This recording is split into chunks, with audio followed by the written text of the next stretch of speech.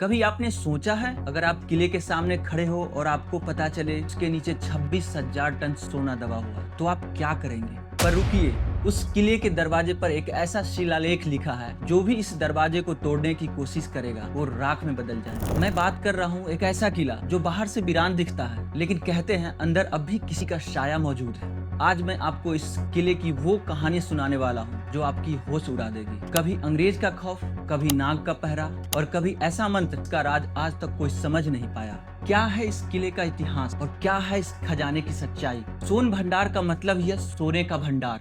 अगर मैं आपसे कहूँ कि बिहार में एक ऐसा किला है जहाँ 26,000 टन सोना दबा हुआ है, लेकिन उसे निकालने की हर कोशिश आज तक राख में बदल गई, क्या आप यकीन करेंगे?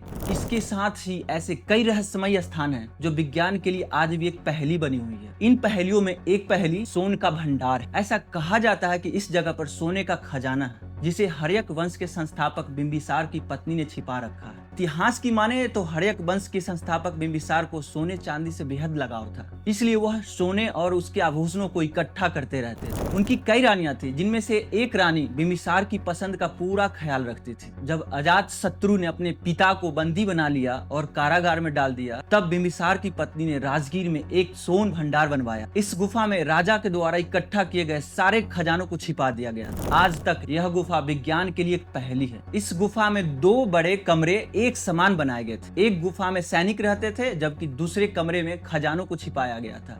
इस कमरे को एक बड़े चट्टान से ढक दिया गया था जिसे आज तक कोई खोलने में कामयाब नहीं हो पाया। इस दरवाजे पर शंख लिपि में कुछ लिखा है। इसके बारे में कहा जाता है कि अगर कोई इस लिपि को पढ़ने में सफल हो जाता है तो वह सोन भंडार को खोल सकता है। आजादी के पूर्व 1930 के दशक में अंग्रेजों ने कई बार तोप के गोले बरसाए दरवाजे को उड़ाने के लिए, लेकिन उनमें से एक भी सफलता नहीं मिली। इसके बाद से किसी ने दरवाजे को खोलने की कोशिश नहीं की और कहा जाता है यहाँ 26,000 टन से भी ज्यादा सोना, हीरे जवाहरात छुपाए गए। उस वक्त के विद्वानों ने इस खजाने की रक्षा के लिए एक ऐसा गुप्त मंत्र बोला जिसे दरवाजा हमेशा के लिए सील हो गया। और कहानी के अनुसार राजा का खजाना किसी दुश्मन को हाथ न लगे, इसलिए इसे एक जादुई ताले से बंद कर दिया गया और उस मंत्र को सिर्फ एक ही इंसान जानता था जो बाद में कहीं गायब हो गया। रहस्यमय घटनाएं और डरावने किस्से आज भी वहाँ के लोगों के लिए एक सबक की तरफ है। गांव वालों का कहना है खजाने की रक्षा के लिए एक विशाल काय नाग बैठा है और कुछ लोगों ने रात को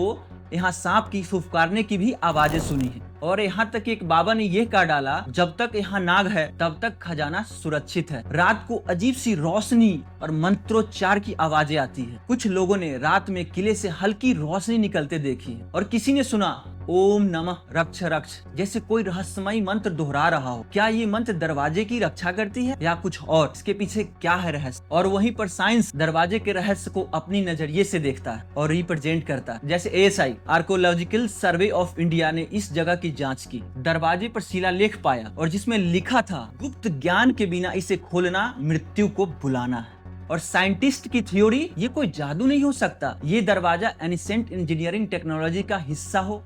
और कुछ मानते हैं कि यहाँ रेडियो एक्टिव एनर्जी है जो बाहर आते ही सबको राख कर सकती है। और वहीं पे कुछ और भी डरावनी घटनाएं और लोगों की गवाही ये भी कह रही है। 1962 के दशक में कुछ युवकों ने दीवार तोड़ने की कोशिश की थी और अगले ही दिन गांव के बाहर उसकी लाशें मिली। चेहरे पे ऐसा डर जैसे उन्होंने सामने से मौत को देख लिया हो। और गांव के बुजुर्ग कहते हैं ये खजाना कलयुग के अंत में खुलेगा, अब भी नहीं। तो सवाल ये है, क्या सोन भंडार में सच में खजाना है या ये सिर्फ डर फैलाने वाली कहानियां? अगर खजाना है तो क्या वो कभी खुलेगा?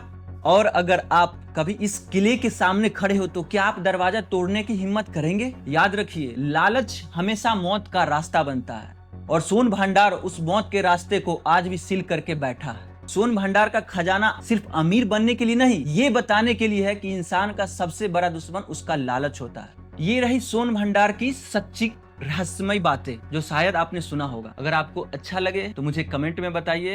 तब तक के लिए सेफ रहिए, सुरक्षित रहिए। फिर मिलते हैं न्यू वीडियो में। तब तक के लिए बहुत बहुत धन्यवाद। Thanks for watching.